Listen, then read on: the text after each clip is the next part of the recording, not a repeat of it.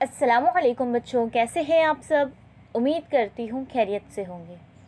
आज हम पढ़ेंगे माहौल का मुताला और आज का हमारा उन्वान है ग़िज़ाई अज्ज़ा। ज़रा याद कीजिए, खुराक से क्या मुराद है, हमें किन वजूहात के बिना पर ग़िज़ा की ज़रूरत होती है, ग़िज़ाई अशिया में कौन कौन से ज़ायके पाए जाते हैं, वो हमें किस तरह मालूम होते हैं। आप पढ़ चुके हैं कि ग़िज़ाई अशिया में जिस्म के लिए मुफीद ग़िज़ाई अज्ज़ा होते हैं। आइए ग़िज़ाई अज्ज़ा के मुतालिक मज़ीद मालूमात हासिल करें। हमने क्या पढ़ चुके हैं कि ग़िज़ाई अशिया में जिस्म के लिए मुफीद ग़िज़ाई अज्ज़ा होते हैं, तो हमें इस सबक में क्या करना है, ग़िज़ाई अज्ज़ा के मुतालिक और भी मालूमात हासिल करना है। तो चलिए शुरू करते हैं। निशास्ता, निशास्ते से आयोडीन का रब्त होते ही उसका रंग सियाही मायल नीला हो जाता है। उसका मतलब ये है कि आलू में निशास्ता पाया जाता है, सागुदाना और शकरकंद में निशास्ता पाया जाता है, जवार, बाजरा, गेहूँ, चावल जैसे अनाजों में बड़ी मिकदार में निशास्ता होता है।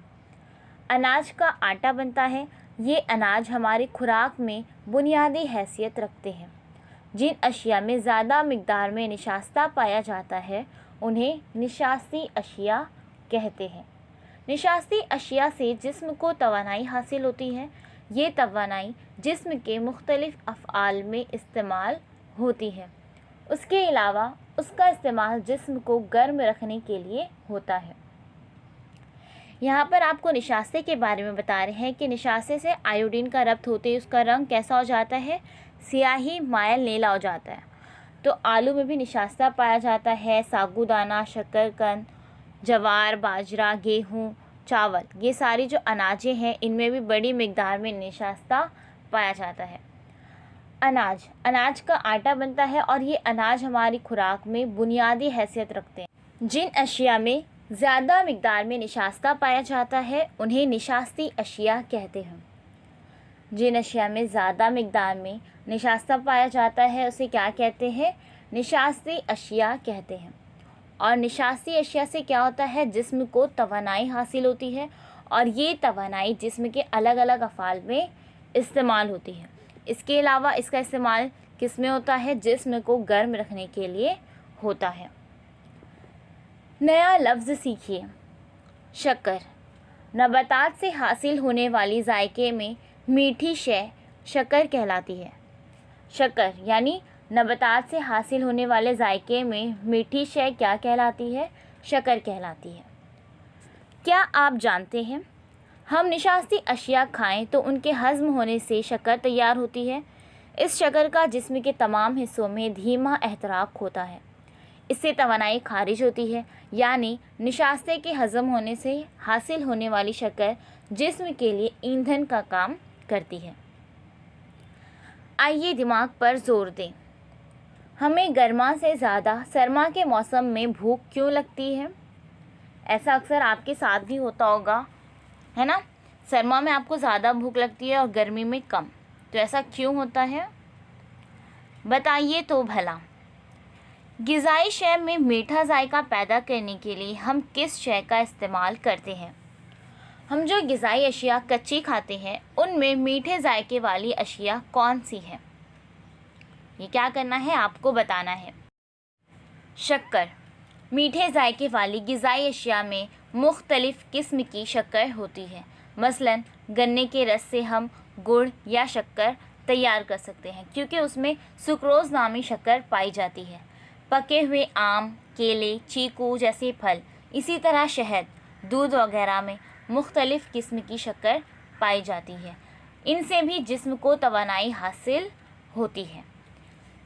मीठे जायके वाली ग़िज़ाई अशिया में अलग अलग किस्म की शक्कर होती है, जैसे कि गन्ने के रस से हम क्या करते हैं, गुड़ बनाते हैं या शक्कर भी तैयार कर सकते हैं क्योंकि इसमें सुक्रोज़ नामी शक्कर पाई जाती है। उसके अलावा पके हुए आम, केले, चीकू जैसे फल, इसी तरह शहद, दूध वगैरह में भी अलग अलग किस्म की शक्कर पाई जाती है और इससे जिस्म को तवानाई हासिल होती है। आइए ये करके देखें। अशियाए ज़रूरी, बारीक छलनी, चक्की का पिसा हुआ आटा, अमल, छलनी से आटे को छान लीजिए। क्या नज़र आता है? आटे की काफ़ी मिकदार नीचे गिरती है, लेकिन कुछ बड़े टुकड़े छलनी में रह जाते हैं। रेशेदार अशिया। गेहूँ, जवार जैसे अनाज बारीक पिसवा कर लाएं, तब भी आटा मसावी तौर पर बारीक नहीं होता। ये आटा छानने पर छलनी में अनाज के टुकड़े बच जाते हैं। छलनी पर रह जाने वाले ये टुकड़े अनाज के भूसे के हैं। भूसा रेशेदार शय है। ग़िज़ाई रास्ते में रेशेदार शय का फ़ेल मखसूस होता है। खाई हुई ग़िज़ा ग़िज़ाई रास्ते में आगे बढ़ती रहती है। रेशेदार अशिया की वजह से वो मुनासिब रफ्तार से आगे बढ़ती है। ग़िज़ा का जो हिस्सा हज़म नहीं होता, जिस्म के लिए बेकार होता है, उस बेकार हिस्से से फुजला तैयार होने के लिए रेशेदार अशिया का इस्तेमाल होता है। रेशेदार अशिया को लीफी भी कहते हैं।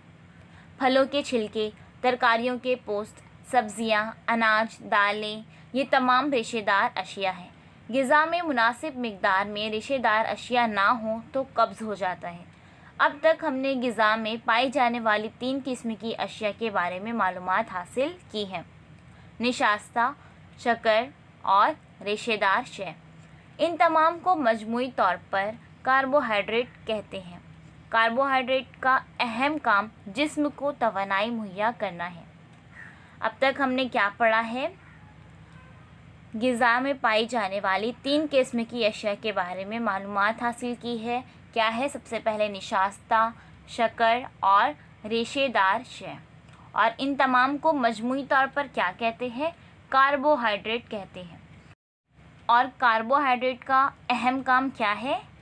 कार्बोहाइड्रेट का अहम काम जिस्म को तवानाई मुहैया करना है। आइए ये करके देखें।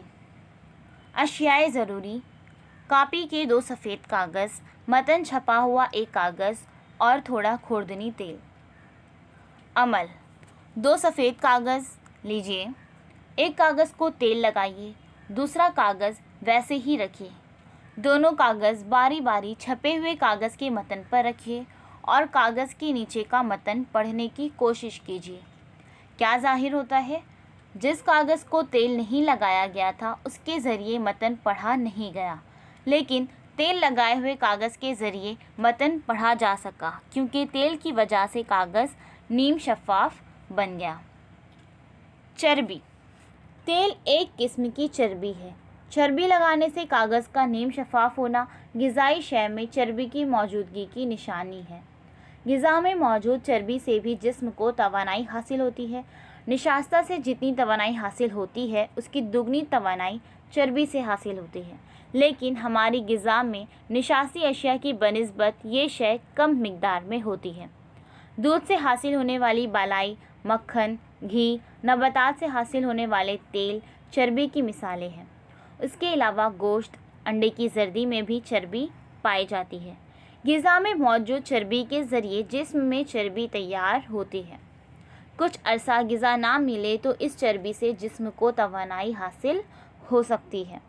चर्बी की एक तह हमारी जिल्द के नीचे पाई जाती है। चर्बी की इस तह की वजह से जिस्म के वज़ा बनती है।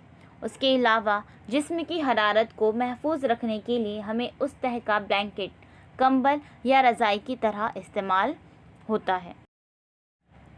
तेल क्या है? एक किस्म की चर्बी है। ग़िज़ा में मौजूद चर्बी से भी जिस्म को तवानाई हासिल होती है। जिस तरह निशास्ते से हमें तवानाई हासिल होती है, उसकी दुगनी तवानाई चर्बी से हासिल होती है, लेकिन हमारी ग़िज़ा में निशास्ती अशिया की बनिस्बत चर्बी कम मिकदार में होती है। दूध से हासिल होने वाली मलाई, मक्खन, घी, नबातात से हासिल होने वाले तेल चर्बी की मिसालें हैं। इसके अलावा चर्बी और कहाँ से पाई जाती है? गोश्त, अंडे की जर्दी में भी चर्बी पाई जाती है। ग़िज़ा में मौजूद चर्बी के ज़रिए जिस्म में चर्बी तैयार होती है। हमारी ग़िज़ा में चर्बी मौजूद होती है, उसी के ज़रिए हमारे जिस्म में चर्बी तैयार होती है। तो कुछ अरसे ग़िज़ा ना मिले तो उस चर्बी से जिस्म को तवानाई हासिल हो सकती है।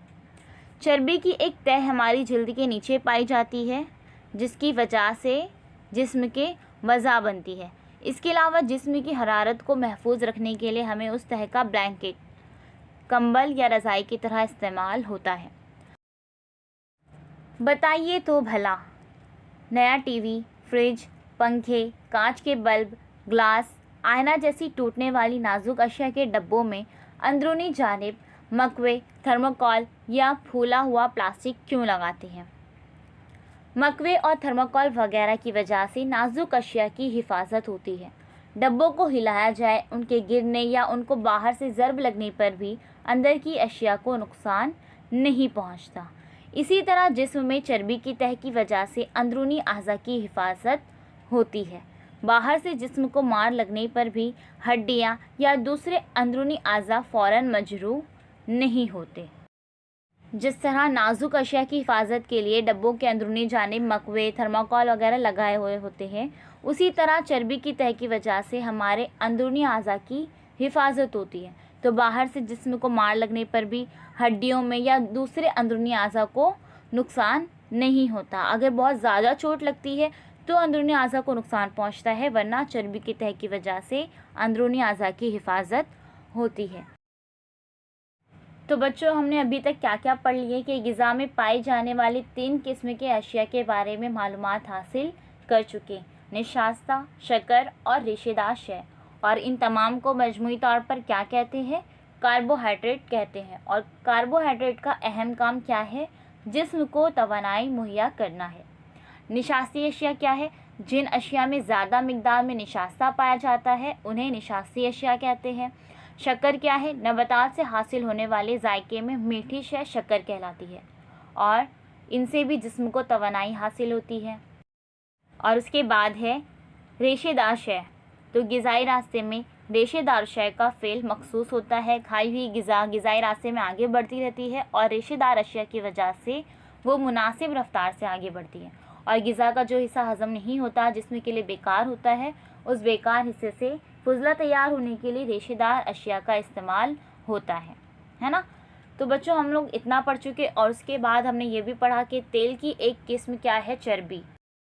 और चर्बी की तह की वजह से क्या होता है? अंदरूनी अज़ा की हिफाजत होती है। जिस्म के अंदरूनी अज़ा की हिफाजत होती है। चर्बी हमें कहाँ से हासिल होती है? दूध से हासिल होने वाली बालाई से, मक्खन, घी और नबातात से हासिल होने वाले तेल से, गोश्त, अंडे की जर्दी में भी चर्बी पाई जाती है। और इस चर्बी से जिस्म को तवानाई भी हासिल होती है। अगर कुछ अरसे तक हमें ग़िज़ा नहीं मिलती तो इस चर्बी से जिस्म को तवानाई मिलती रहती है। तो बच्चों, उम्मीद करती हूँ कि आपको अच्छी तरह से समझ में आ गया होगा। जल्द ही मिलेंगे एक नई वीडियो के साथ। अल्लाह हाफिज़। Please subscribe the channel and press the bell icon.